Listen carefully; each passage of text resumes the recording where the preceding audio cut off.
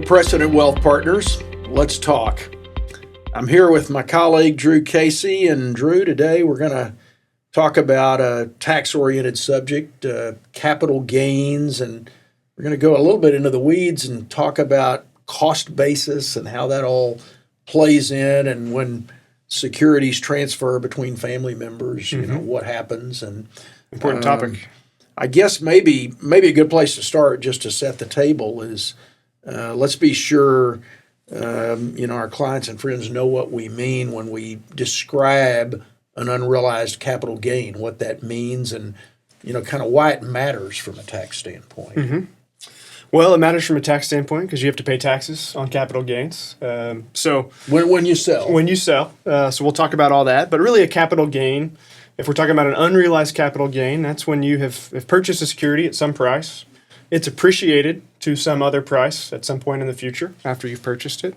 And that delta really between what you paid for it and what its current value is sort of the unrealized capital gain that we're talking about. So if I bought the Grunsky Growth Fund at $1 a share, and today it's worth $10, I've got as the slide shows, I've got a $9 capital gain. That's exactly right. Okay. Currently unrealized if you haven't sold the position. But if I sell Grunsky, all of a sudden I've got to report that on my return. That's what we would call a realized capital gain, and that's a form of income that you report in your tax return. This is important because it can be a form of income that actually is more favorable from a tax standpoint than other forms. I think we're going to get into some examples. Absolutely. In a minute. Yeah. So, but that in that case, that $1 is when we talk about cost basis.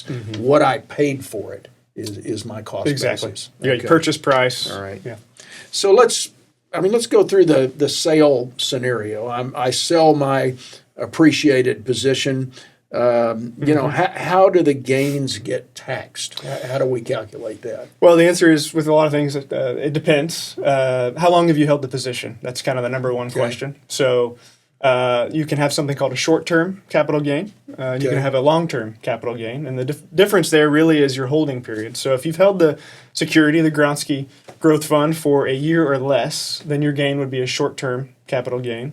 And that's taxed a certain way. We'll talk about in a second. If you've held it for 366 days or longer, that's taxed as a long-term capital gain, which is typically more favorable than a short-term capital gain. I remember a lot of people have that 1 year marked in their mind, but it's really important. It's 1 year and 1 day. So if you sell something literally a year later, it's still short term. You got to be careful. You got to watch for that. Maybe wait 2 days just to be sure. Well, so let's go back to my $1, $10 example, and let's just say, okay, I sell that, and I think we've got a slide for this. I'm in the 32% marginal bracket, maybe on my regular income.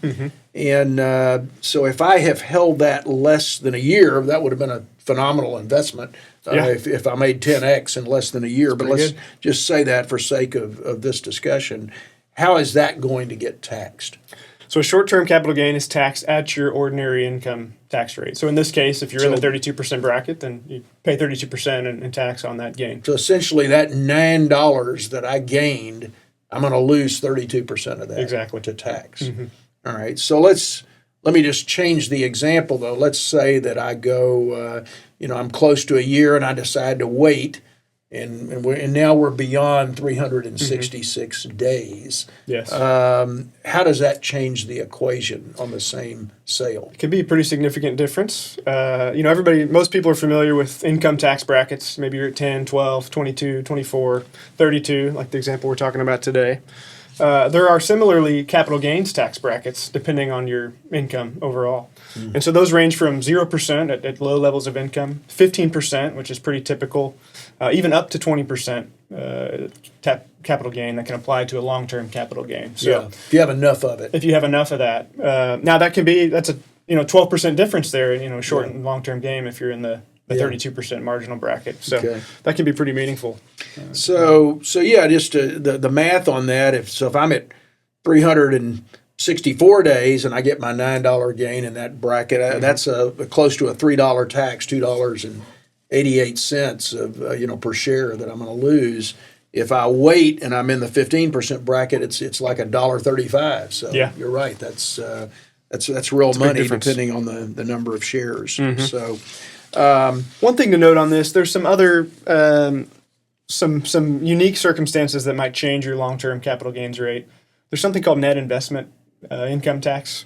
That's a 3.8% tax applied to investment income like capital gains if you're above a certain income level. that's So an add-on. It's an add-on. You could theoretically be at 23.8%. But that's really the most you would pay on a long-term capital gain, which, depending on your income tax bracket, is still more advantageous.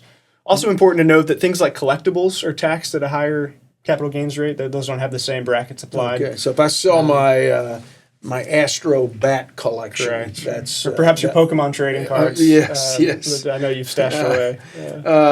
those are not going to get the same benefit Correct. as my stocks and things like Yes, that. those are So- taxed at 28%. Well, we'll save some of those things like net investment income for a future deep dive.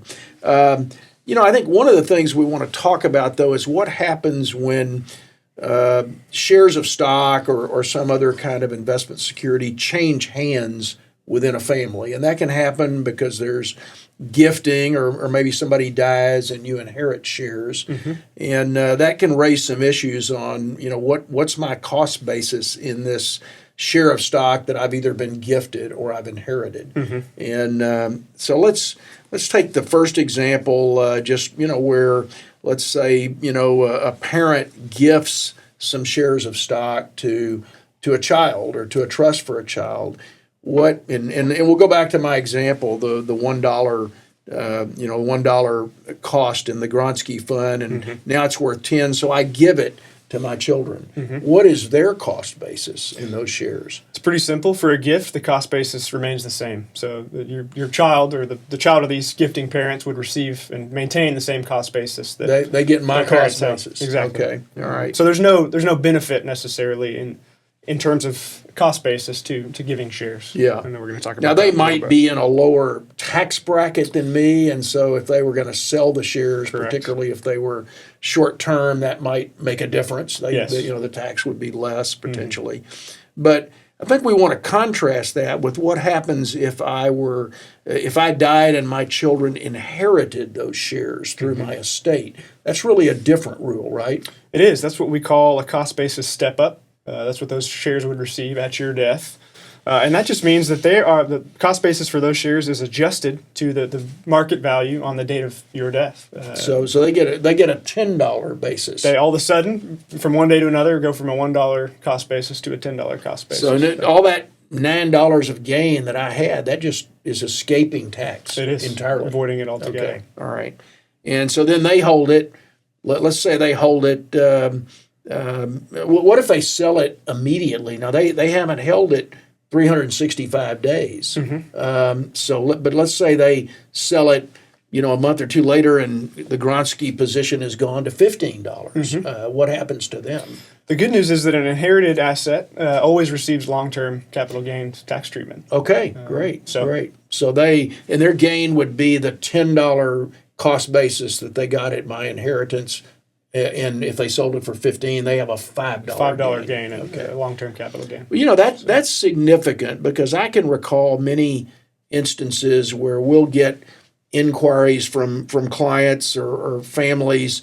Maybe they have an elderly family member who's got a terminal diagnosis, and they feel some compelling urgency that, hey, we need to gift these things that are that granddad owns down to the next generation before he dies. Right. We want to get them out of his estate and down so that they're not counted in the estate.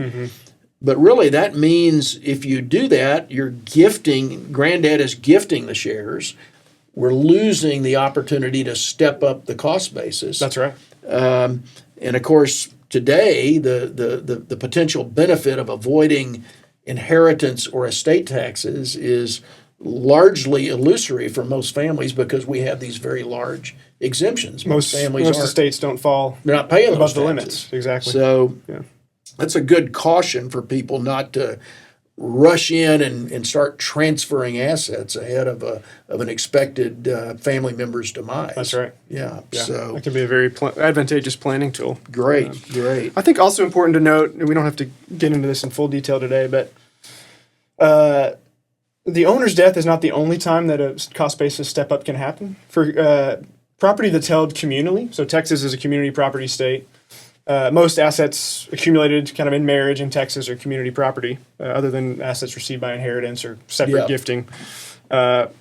In Texas, just using as an example, if the one spouse passes away, all of the assets receive a full step up in basis. All of the community property. Exactly. Wow. So you don't need both spouses to pass away to receive that step up. Yeah. The surviving spouse receives the same benefit. No, and I think that's true. That's true as long as it's community property, which doesn't necessarily mean that it's held in a jointly titled account.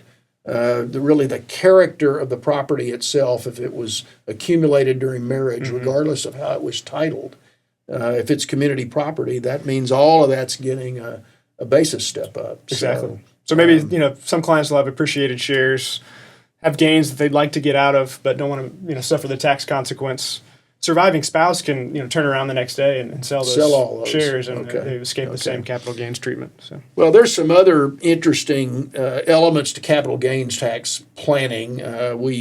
This is something we often encounter in inquiry from clients, particularly if they have a concentrated asset that's appreciated. There's some probably more things that are beyond the scope of our conversation today, and we'll maybe try to come back to those in some future videos just to make people aware of some of those extra planning techniques. But this is a good foundational way to set the table on the topic. So appreciate you being available to do that. Yeah, absolutely. So, and thanks to all of you for giving us a moment to share some of this with you. We're Precedent Wealth Partners. Let's talk.